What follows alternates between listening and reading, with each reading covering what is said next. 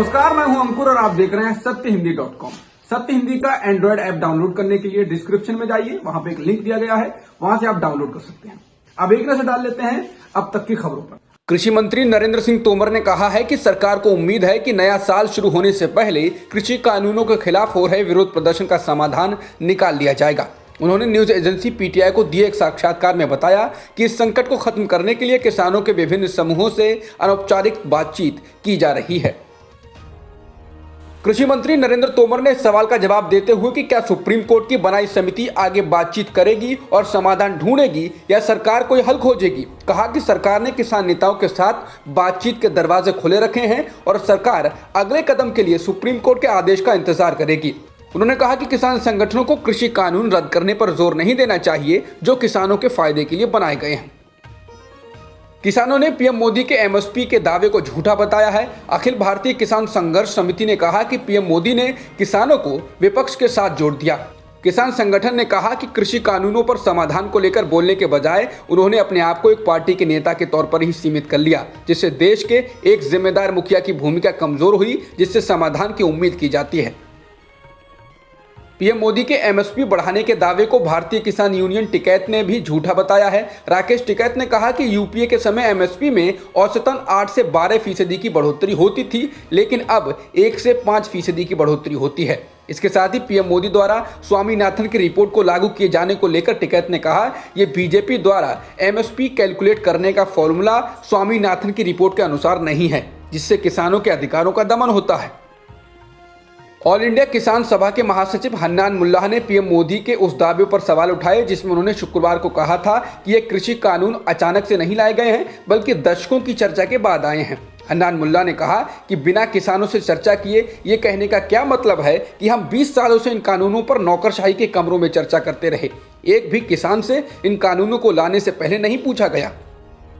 कांग्रेस के वरिष्ठ नेता कपिल सिब्बल ने प्रधानमंत्री मोदी पर हमला बोला है और उनके इस बयान की निंदा की है कि जिसमें पीएम ने कल मध्य प्रदेश के किसानों को संबोधित करते हुए कहा था कि कृषि कानूनों को लेकर 3 बड़े झूठ फैलाए जा रहे हैं। सिब्बल ने पीएम पर हमला बोलते हुए कहा है, किसानों का दर्द समझिए। इतना ही नहीं, उन्होंने पीएम पर ही 3 बड़े झूठ बोलने का आरोप लगाया और कहा कि नोटबंदी, कोरोना और चीन के मुद्दे पर देश से 3 ऐतिहासिक झूठ किसने बोले।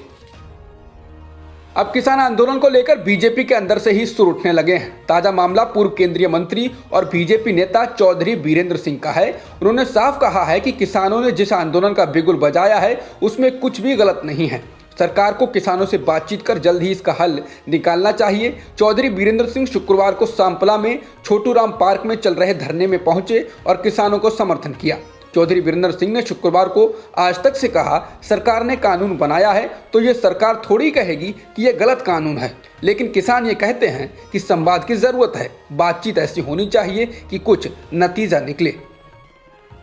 कांग्रेस में अंदरूनी कलह और नेतृत्व संकट के बीच पार्टी के नए अध्यक्ष को चुनने की प्रक्रिया शुरू होने वाली है।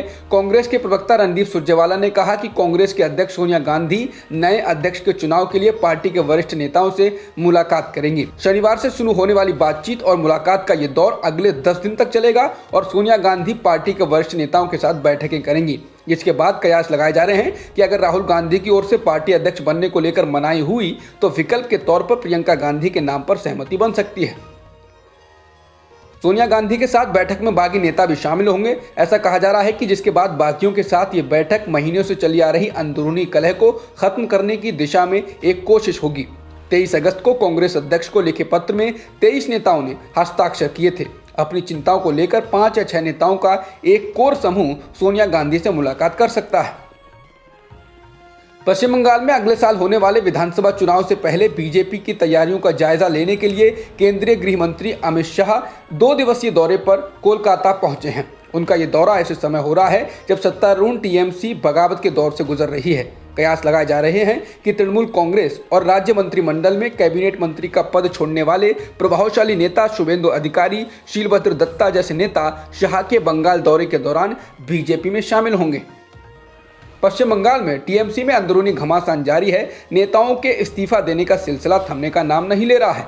वहीं पार्टी अब डैमेज कंट्रोल में लगी है। हाल ही में पार्टी छोड़ने वाले विधायक जितेंद्र तिवारी ने माफी मांगकर पार्टी में वापसी कर ली है। तिवारी ने ममता सरकार में मंत्री अरूप विश्वास से मुलाकात के बाद कहा कि मैं टीएमसी के साथ हूं और मुख्यमंत्री ममता बनर्जी से माफी मांगूंगा। बताया जा रहा है कि अरूप विश्वास और प्रशांत किशोर से मुलाकात के बाद उन्होंने ये यू टर्न लिया है। भारत में पिछले 24 घंटों में कोरोना वायरस संक्रमण के 25,152 नए मामले सामने आए हैं, जबकि 347 लोगों की मौत हुई है। इसके साथ ही भारत में कोरोना के कुल मामले 1 करोड़ के आंकड़े को पार कर गए हैं। भारत दुनिया का ऐसा दूसरा देश है जहां कोरोना के मामले 1 करोड़ से ज़्यादा रिपोर्ट हुए हैं। पहला देश अमेरिका है। भारत में कोरोना के कुल मामले 1 करोड़ 4 हजार से ज़्यादा हो गए हैं। फिलहाल एक्टिव मामले 3,08,000 के पार हैं। अब तक की खबरों में इतना ही।